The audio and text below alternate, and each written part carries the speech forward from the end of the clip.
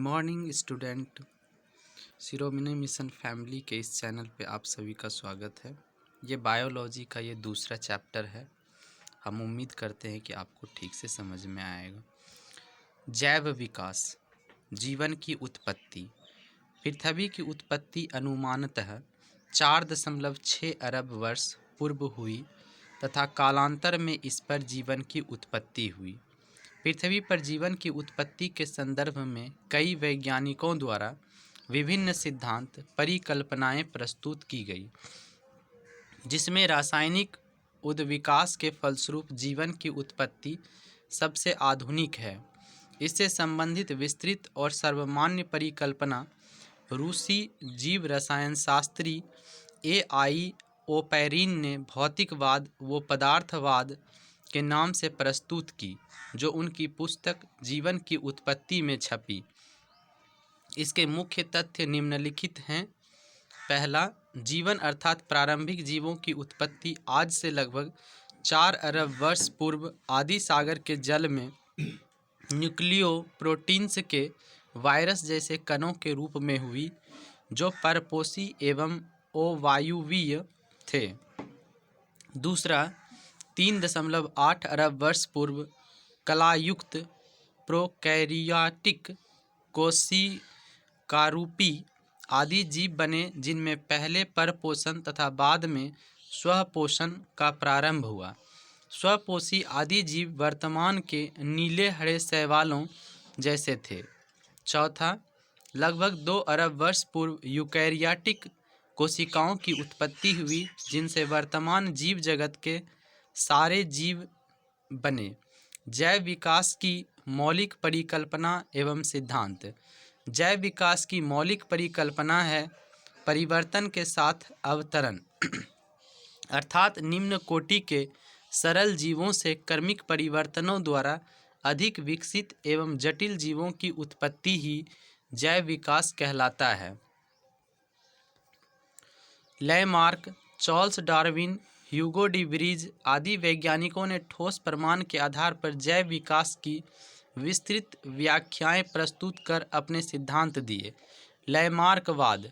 जैव विकास परिकल्पना पर पहला तर्कसंगत सिद्धांत फ्रांसीसी जीव वैज्ञानिक जीन बैप्टिस्टे डी लैमार्क ने प्रस्तुत किया, जो 1809 ईस्वी में उनकी पुस्तक फिलॉसफी जूलॉजिक में छपा। इसे लैमार्क का सिद्धांत या लैमार्कवाद कहते हैं। यह निम्नलिखित मूल धारणाओं पर आधारित है।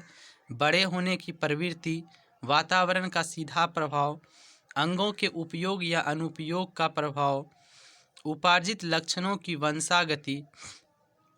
लैमार्क को उपार्जित लक्षणों की वंशागति का सिद्धांत भी कहते हैं। अंगों के उपयोग एवं अनुपयोग की धारणा के अनुसार अधिक प्रयोग किए जाने वाले अंग सुदृढ़ एवं सुविकसित हो जाते हैं तथा वे अंग जिनका प्रयोग कम होता है वे निष्क्रिय तथा धीरे धीरे करके लुप्त हो जाते हैं। उदाहरणार्थ, जिराफ की गर्दन का लंबा होना तथा सर्पों में टांग का अभाव। ऊंचे वृक्षों की पत्तियां खाने के लिए अगली टांगों व गर्दन का अधिक उपयोग होने से इन अंगों की अधिक लंबाई। घास की उपलब्धता से अगली टांगों व गर्दन के कम उपयोग के कारण इन अंगों की कम लंबाई। और नेक्स्ट है, लैमार्कवाद के अनुसार अंगों के उपयोग या अनुपयोग का प्रभाव जिराफ के उद्विकास क्रम का रेखा चित्र है। डार्विनवाद। चार्ल्स डार्विन इंग्लैंड के जैव विकासविद थे। इनके द्वारा प्रस्तुत विकासवाद को डार्विनवाद या प्राकृतिक वरणवाद कहते हैं। इसकी विस्तृत व्याख्या इनकी पुस्तक प्राकृतिक चुनाव द्वारा जातियों की उत्पत्ति 1859 में छपी। यह सिद्धांत निम्नलिखित तथ्यों पर आधारित है। जीवों में प्रचुर संतानोत्पत्ति, ओवर प्रोडक्शन की क्षमता, जीवन संघर्ष। तीसरा, विभिन्नताएं और इसकी वंशागति, वेरिएशन एंड देयर इनहेरिटेंस। योग्यतम की अतिजीविता, सर्वाइवल ऑफ द फिटेस्ट या प्राकृतिक चयन। उत्परिवर्तन म्यूटेशन थ्योरी। जैव विकास का उत्परिवर्तन सिद्धांत हॉलैंड के पादप शास्त्री ह्यूगो डी ब्रीज ने दिया। इन्होंने अपना प्रयोग सांध्य प्रिमरोज अर्थात आइनोथेरा लैमार्किआना नामक पौधे पर किया। इसके अनुसार नई जाति की उत्पत्ति एक ही बार में स्पष्ट एवं अस्थायी आकस्मिक उत्परिवर्तनों के फलस्वरूप होती है। जाति का पहला सदस्य जिसमें उत्परिवर्तित लक्षण दिखाई देता है उत्परिवर्ती कहलाता है। जाति के विभिन्न सदस्यों में भिन्न भिन्न प्रकार के उत्परिवर्तन हो सकते हैं। महत्वपूर्ण तथ्य: आर्कियोप्टेरिक्स जुरैसिक युग का एक सर्वपुरातन पक्षी था जिसके जीवाश्म लगभग 15 करोड़ वर्ष पुरानी जुरैसिक चट्टानों से मिले हैं। यह सरीसृपों तथा पक्षियों के बीच का संयोजक कड़ी था जिसमें सरीसृपों की भांति लंबी पूंछ, चोंच में दांत तथा अग्रपादों की अंगुलियों पर पंजे थे। इसके बावजूद यह पक्षी था क्योंकि इसके अग्रपाद उड़ने के लिए पंखों में रूपांतरित हो चुके थे। युगलिना को पादप एवं जंतुओं के बीच का संयोजक कड़ी माना जाता है। नियोपाइलिना एनेलिडा और मोलास्का के बीच की संयोजक कड़ी है। प्रोटोथीरिया निम्न कोटि के स्तनियों का उपवर्ग है। इसके अंतर्गत एकिडना, बत्तख, चोंची, प्लेटिपस आदि जीव आते हैं। ये सरीसृपों और स्तनियों के बीच के संयोजक कड़ी हैं। डायनासोर विशालकाय सरीसृप थे जो कि मध्यजीवी या मेसोजोइक महाकल्प में थे। मध्यजीवी महाकल्प को 3 कल्पों ट्राइसिक कल्प, जुरैसिक कल्प तथा क्रीटेशियस कल्प में बांटा गया है। मैमथ प्रजाति वर्तमान समय में विलुप्त है। यह हाथी का पूर्वज माना जाता है। क्रो-मैग्नोन मनुष्य को आधुनिक मानव होमो सैपियंस का अंतिम सीधा पूर्वज तथा आधुनिक मानव की एक उपजाति होमो सैपियंस फॉसिल्स मानते हैं। क्रो-मैग्नोन का शरीर गठा हुआ और लगभग 180 सेंटीमीटर 6 फीट लंबा तथा कपाल गुहा 1600 क्यूबिक सेंटीमीटर थी। डेनिसोवन एक आदिमानव प्रजाति थी जो यूरेशिया के जंगलों में लगभग 1.5 से 2 लाख वर्ष पूर्व निवास करती थी। पहली बार वर्ष 2010 में साइबेरिया की गुफाओं में प्राप्त अस्थि अवशेषों से इसकी पहचान हुई थी तथा फिर चीन के तिब्बत की एक गुफा से प्राप्त एक जीवाश्म जबड़े के विश्लेषण से इनके पूर्वी एशिया तक विस्तारित होने की पुष्टि की घोषणा मई 2019 को प्रतिष्ठित विज्ञान मैगजीन नेचर में प्रकाशित एक शोध पत्र में की गई है। तिब्बत में प्राप्त डेनिसोवन का यह जबड़ा उत्तर मध्य प्लाइस्टोसीन काल लगभग 1.6 लाख वर्ष पूर्व का है।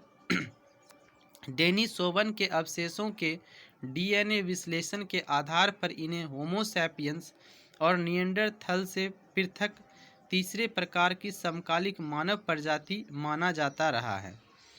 वर्तमान प्रमाण के अनुसार पृथ्वी पर जीवन का उद्गम हुआ है लगभग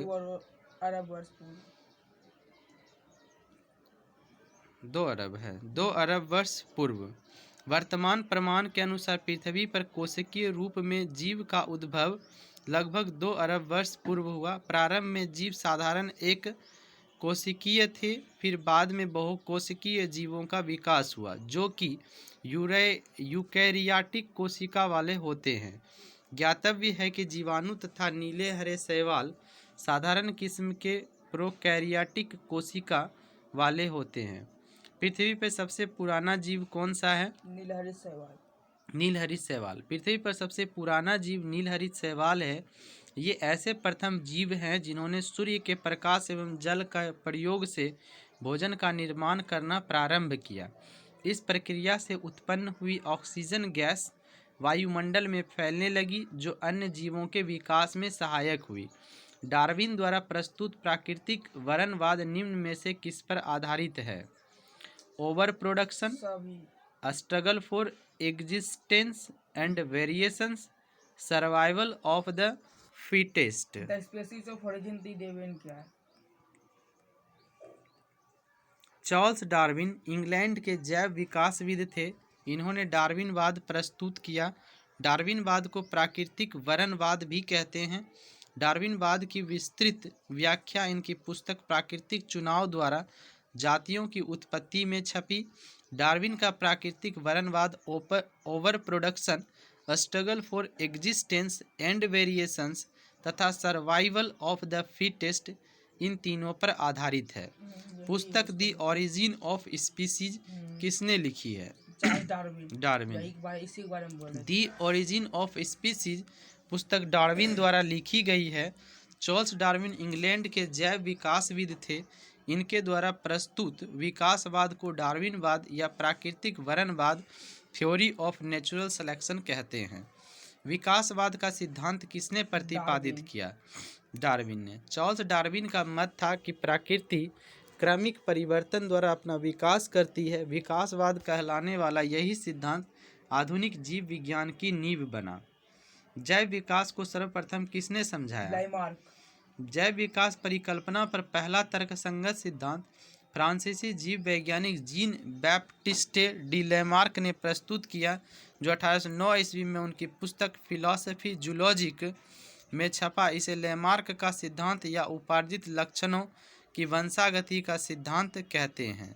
theory of inheritance of acquired characters. Next है, ये पेज तो धुंधला है तो इसको देखिए नहीं, सिर्फ सुन करके समझ सकते हैं।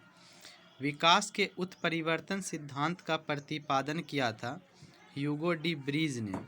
विकास के उत्परिवर्तन सिद्धांत को हॉलैंड के पादप शास्त्री ह्यूगो डी ब्रीज ने दिया। इसके अनुसार नई जाति की उत्पत्ति अचानक एक ही बार में होने वाली स्पष्ट तथा अस्थायी वरी विभिन्नताओं उत्परिवर्तनों के कारण होती है। जाति का पहला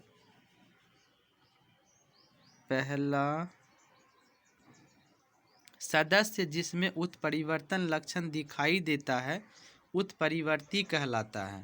उन्होंने अपना प्रयोग सांध्य प्रिमरोज पर किया था। सूची 1 को सूची 2 से मिलाना है। सही आंसर है इसका बी, यानी 4, 3, 1, 2। उत्परिवर्तन डी ब्रीज।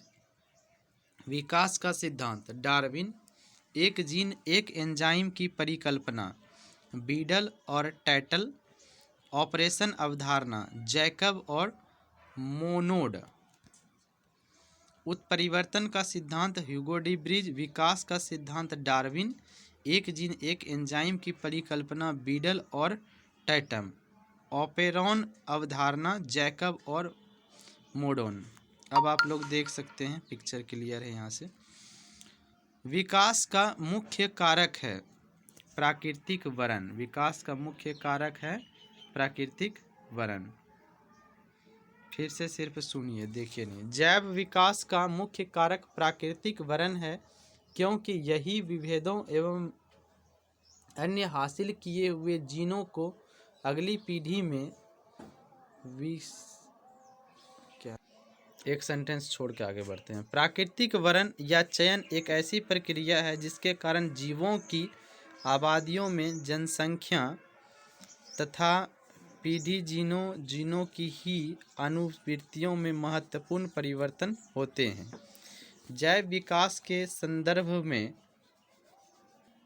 नेक्स्ट क्वेश्चन है, भारत की विशाल वन्य बिल्लियों में किसके बारे में कहा जाता है कि वह हाल ही में विलुप्त हो गई? चीता।